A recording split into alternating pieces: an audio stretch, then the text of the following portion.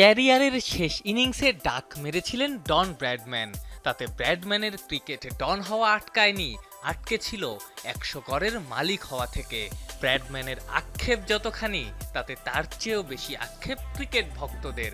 ফুটবলে সেই আক্ষেপটা থেকে যেতে পারে লিওনেল মেসির ভক্তদের।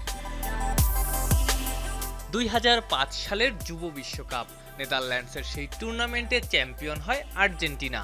৬ গোল করে গোল্ডেন বুট, গোল্ডেন বল দুটোই জিতেছিলেন মেসি। একমাত্র খেলোয়াড় হিসেবে কোপা আমেরিকা ইতিহাসে দুইবার গোল্ডেন বল জিতেছেন মেসি, একবার জিতেছেন গোল্ডেন বুটও। বিশ্বকাপের মঞ্চে একমাত্র ফুটবলার হিসেবে দুইবার গোল্ডেন বল জিতেছেন মেসি। যেটা হয়নি গোল্ডেন বুট, আক্ষেপটা সেখানেই। ২০২২ বিশ্বকাপে তীরে এসে তরি ডোবে ফাইনালে কিলিয়ান এমবাপ্পের হ্যাটট্রিকে।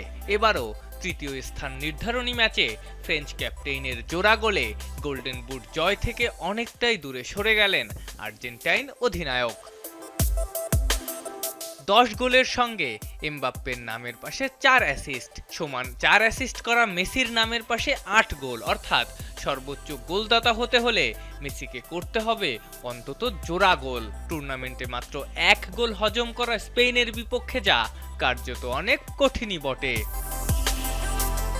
এই ২ গোলের মাধ্যমে মেসিকে টপকে ফুটবল বিশ্বকাপ ইতিহাসেরই সর্বোচ্চ গোলদাতা বনে গেছেন এমবাপ্পে, সেটাও মাত্র তৃতীয় বিশ্বকাপে। আর শেষমেশ গোল্ডেন বুট জিতলে একমাত্র ফুটবলার হিসেবে একই মৌসুমে ইউসিএল গোল্ডেন বুট, লা লিগা গোল্ডেন বুট এবং বিশ্বকাপ গোল্ডেন বুট জিতবেন French superstar. Afnan Piyal, Jamuna sports.